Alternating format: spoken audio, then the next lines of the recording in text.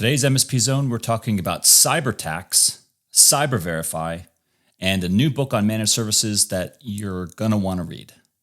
Check it out. You're entering the MSP Zone, a podcast for the managed services community, covering news, analysis, and interviews from around the globe. Elevate your MSP game by staying in the MSP Zone. And now, your host, Charles Weaver.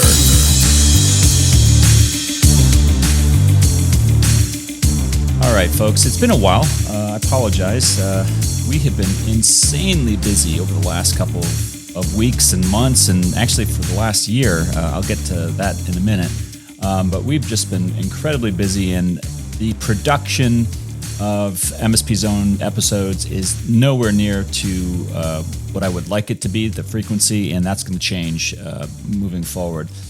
Some of you may have noticed, those of you who are just listening to this podcast audio only, there's no video. So if you want to see the video along with that audio, you can check out YouTube. We're posting it on full on YouTube. I suppose that's the really only place that you can see it. And then we're splitting up the little video segments onto different social media platforms like Instagram, Facebook, and Twitter, and LinkedIn, among others. So check us out there. If you're not following us on those platforms already, check us out. Give us a like and follow us, and we'll do the same to you guys. All right, let's just jump right into it. The main thing that caught my attention about this first topic, about a cyber tax, which was our good friend Corey Munson from PCmatic, who I'm now believing that he just likes to find topics that are kind of salacious and will maybe get a rise out of me. And I did set the Weaver Outrage meter to medium today just because of the cyber tax issue. And but kidding aside, Corey's a great guy, and he always finds really kind of unique stuff related to managed services that he sends to me, and this is one of them. And it's an unusual article. I'm going to not attack. I'm going to attempt to debate the idea, not the individual, the concept that is being presented here. And it's in the Wall Street Journal, right? So that's the first thing that caught my attention, is this wasn't a Channel magazine concept. This was a Wall Street Journal article, and it's written by a person who presents the argument that, which I agree with, by the way. And so the intent stated is an intent that I share personally, and MSP Alliance shares, along with its 30,000 plus constituent members all over the world. I'm sure all of them share, which is to improve cybersecurity, period. So in terms of that stated goal, we're all on the same page. Where we diverge is how we get there. And that's where I'm going to spend the majority of my time today. So I'll post a link to the article. It's in the Wall Street Journal, like I said. I don't know if you need a subscription to read it, but I don't think I had a subscription to read it. So at least for now, it's publicly available. And the highlights are, in order to improve organizational, this is not an individual policy idea. This is an organizational policy idea in the United States. The theory goes, if you want to improve organizational cybersecurity, maybe you should look at using the tax code as a mechanism to achieve that goal. Specifically, cyber tax credits, or tax credits generically. So how it would work is this. And again, this is not being proposed as legislation. This is just a person, an individual, writing an article in Wall Street Journal with an idea. The idea is a tax credit at the federal level. So this is not a state law. This is a federal law. This would impact the U.S. IRS code for organizations that pay tax in the United States. If you want to, for example, promote cyber security best practices, for example, multi-factor authentication, you might have a framework where the organization in question, if it can demonstrate that it is using multi-factor authentication within its organization, it would be eligible to receive a tax credit. What that would mean is that organization presumably has a tax liability for any given tax year, and the tax credit would be available to them if they were able to demonstrate that they were using MFA. Now, on the face of it, you might be thinking, Charles, that's a really fantastic idea. Why wouldn't we want to be all in favor of it? Well, there's a number of reasons why you wouldn't be in favor of it. There's a number of reasons I'm really not in favor of the mechanism to get there. Again, I'm not talking about use of MFA here. I'm talking about how you go about doing that, specifically using something like the IRS or the U.S. tax code as a mechanism to change behavior. Number one, someone's going to have to write this. Someone's going to have to create a standard. And the author of this article states that a standard and frameworks would have to be created.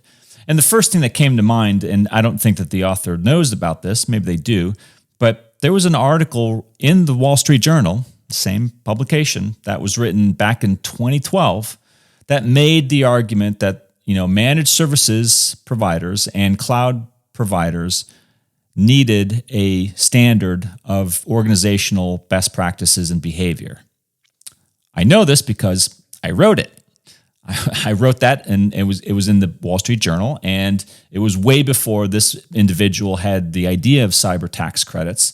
And in that article, I present the case of, look, we recognize way before pandemic, way before cybersecurity, ransomware attacks became the thing.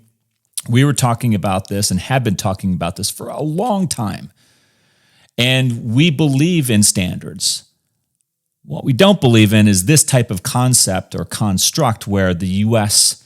IRS would be, in essence, in charge of cybersecurity, at least being administered, through the tax code, that they are the sole agents of guarding and auditing and pursuing.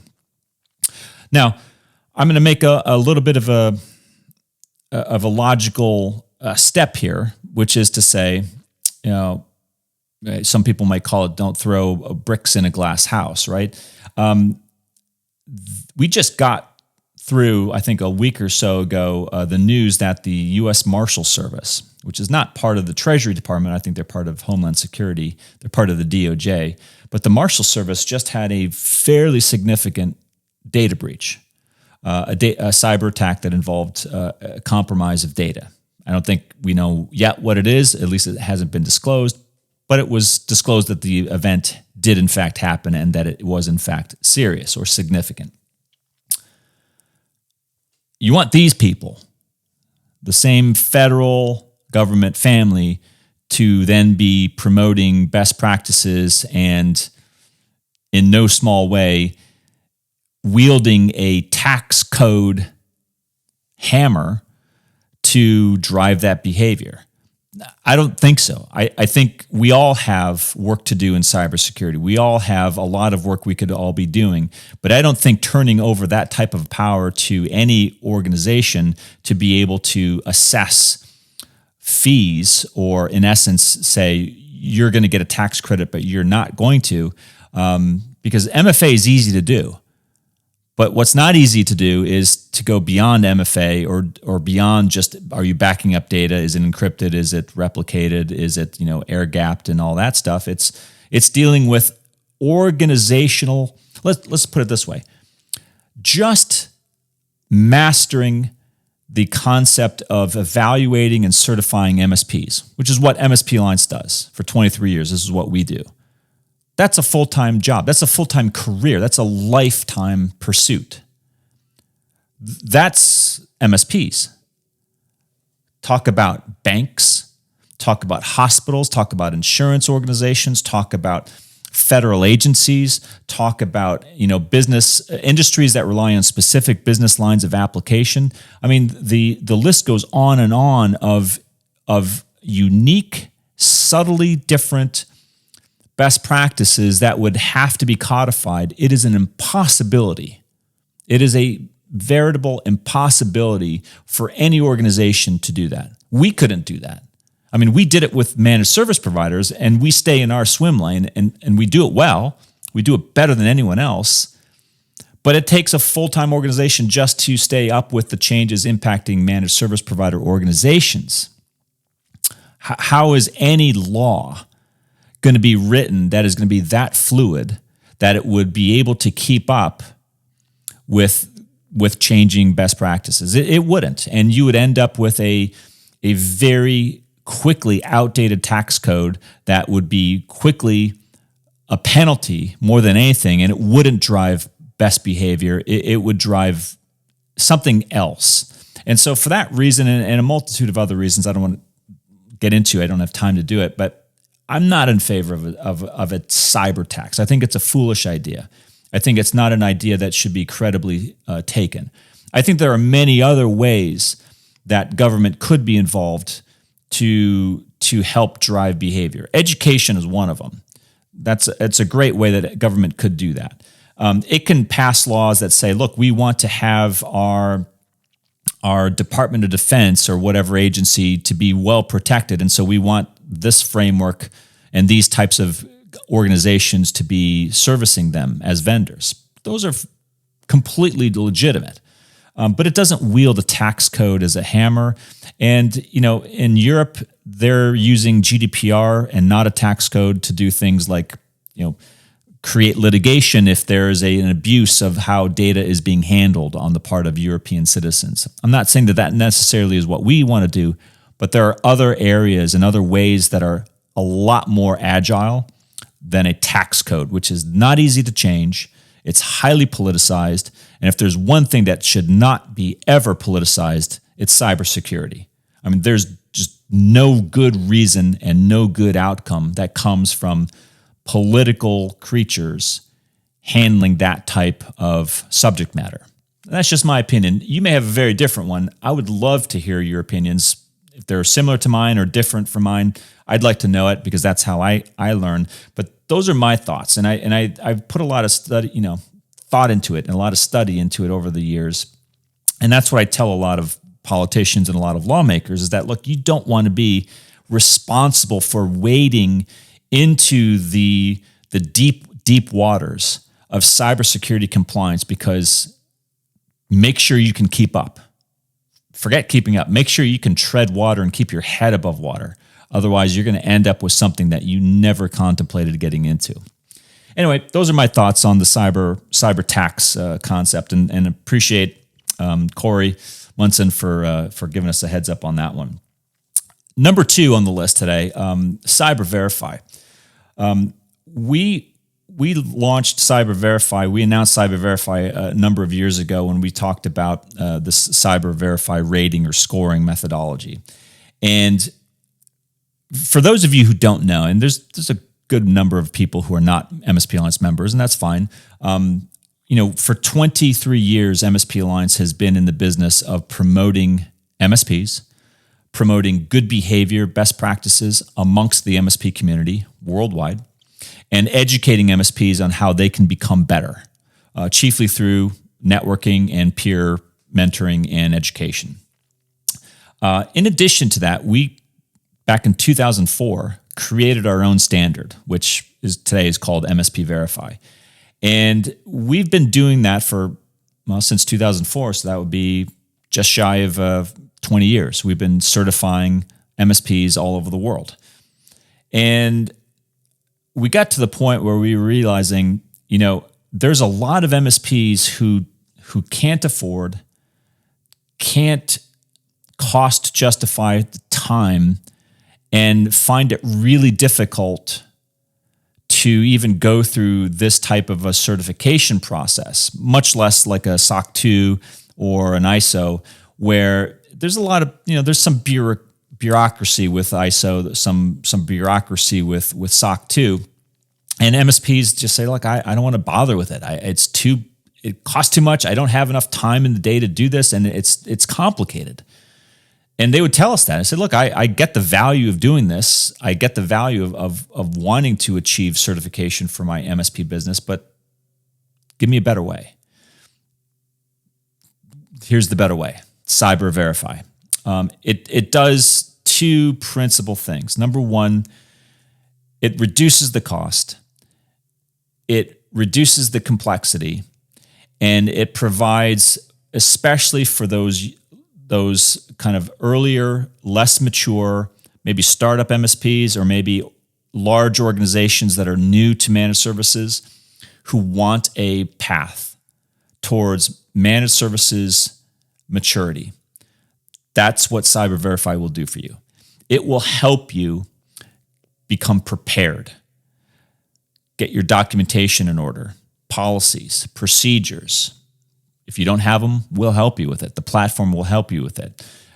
If you don't know what type of controls your MSP organization department ought to have, we'll help you with that.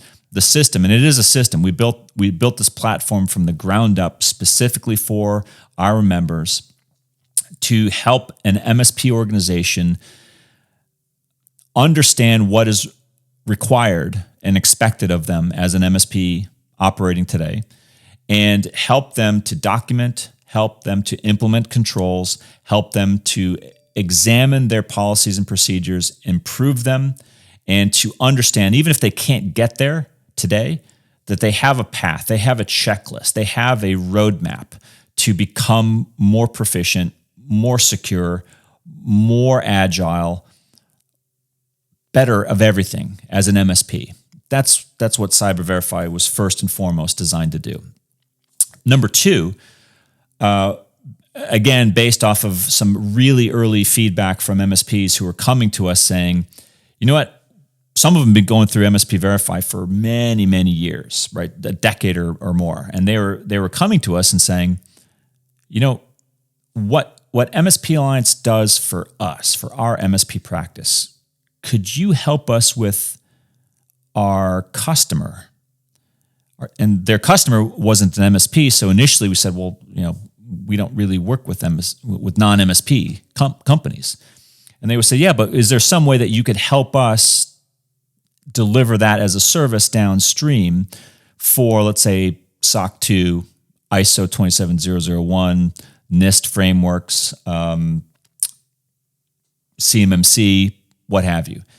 And we started hearing that more and more, and we said, maybe there's something to this. And we took that into account, and we developed that into Cyber Verify. So the platform, not only helping the MSPs, but now it will help an MSP turn what used to be a cost center into a profit center and deliver a compliance service downstream to that particular customer. Now, it doesn't turn the MSP into an auditor, but what it does is it unleashes the knowledge base, the intelligence of the platform, and equips the MSP to be able to go to any customer organization and say, look, if this is a framework that's covered into the platform, let's just use ISO 27001 as an example, because that's global. Everybody knows that.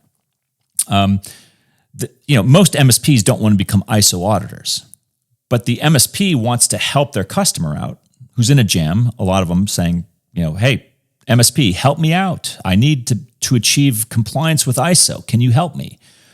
Well, guess what? With Cyber Verify, that platform can now help the MSP express and organize the controls, policies, procedures, and evidence necessary for that customer to achieve compliance with that framework, all within the confines of the managed services relationship that already exists between MSP and customer. And there's a third benefit. It's not a feature, but it's a benefit that was never really intended, and that is this, and this is really critical, I think, is that it attempts to preserve that trusted advisor relationship between MSP and customer that is now being threatened by a bunch of cybersecurity consultants all over the world, but a lot of them here in North America, who are trying to wedge themselves in between MSP and customer through things like CMMC, and say to a customer, well, your MSP is not really helping you to achieve this, are they? So let us come in, and we've seen great damage attempted to be done by these consultants. And maybe they mean well, maybe they don't know enough to know that they're not being a good advocate for their customer. And they're causing a lot of confusion. They're causing a lot of problems because they're going into an existing relationship with an MSP who has an existing obligation to maintain and monitor that customer's IT assets. And they're having to now deal with another third party who's saying, "Oh, I don't think you ought to use that antivirus," or "I don't think you ought to use this," and all under the construct of, "I'm going to help you become better cybersecurity prepared or achieve CMMC," or what framework. It doesn't matter. But you get what I'm saying. And we're seeing a lot of that emerge. And we've talked a lot about that type of thing emerging over the last several years. On this podcast, we've talked a lot about that.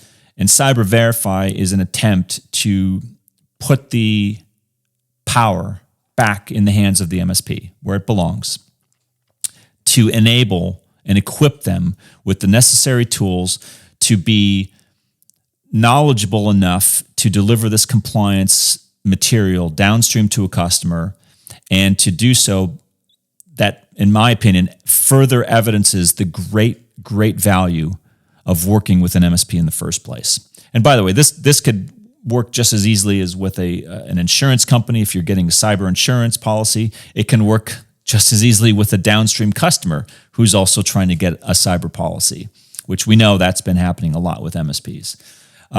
So that's the platform. I'll get off the sales soapbox, but we're very proud of it. We've put a lot of effort into it and a lot of time, and it's finally launched, and we're getting just a lot of great feedback from all over the world, literally all over the world, and MSPs who are wanting to and starting to sign up to it. And anyway, that's what's been keeping us busy. On to number 3. This has also been occupying a lot of my time over the last couple of years, and that is the second edition is now available of The Art of Managed Services. What is The Art of Managed Services, you ask? Good question. The first edition, Art of Managed Services, was published back in 2007, a long time ago. And I wrote that because at the time I was getting so many people asking me the same questions over and over again. And I just got to the point where I said, I don't want to keep repeating myself. I'd rather just write this down and document it. And I've soon found myself writing a book. And in 2007, published it. And at that time, it was digital, pre-Kindle, I think. And so it was only available through physical paperback. This one, The Art of Managed Services second edition, is available currently only via digital e-reader format. You can buy it on Amazon right now. And soon it will be available on paperback and hard copy, I think, as well. What is it? Well, it's aimed for an MSP reader, but it's also aimed for a non-MSP reader. So you don't have to be in our industry to appreciate what it is. And it's an anthology. It's a historical record of the early days of managed services, and that's where the first edition takes us up through 2007. And then after that is when I realized the earlier stuff wasn't wrong; it was just incomplete. It left off, and there was a lot of stuff that was coming out post 2007 up through today that was really important and needed to be included in that. And that's where the second edition bridges that gap and takes us fully current up to 2023. But it's a great historical record of the history of the managed services profession. But it's not a history book. It goes beyond that, and it actually talks about best practices. It talks about, and this is aimed at a operational level.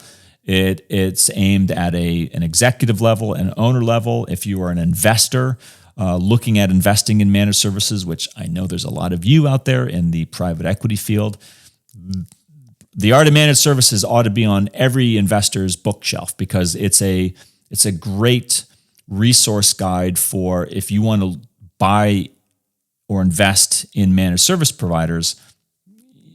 you'd better know a lot about him. And this is the greatest single resource book to be able to absorb a lot of information that is critical for understanding the profession, understanding where it came from, where it's heading, and the challenges and opportunities that are facing MSPs pretty much everywhere around the planet these days. And so I've been spending a lot of time, it started in the early parts of the pandemic when, a lot of people were sitting at home, including us, wondering, hey, gotta keep busy.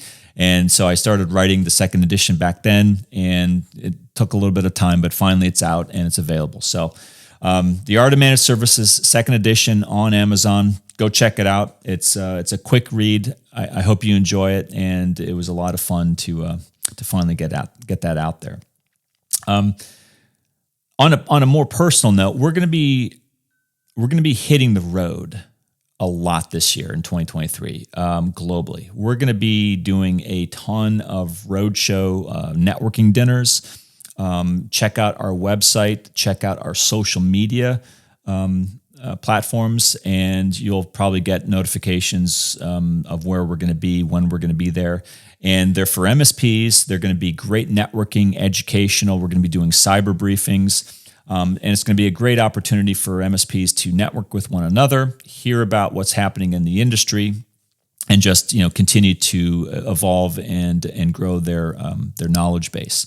And we're going to be not just doing those. We're going to be going to third-party events a lot this year, some international ones.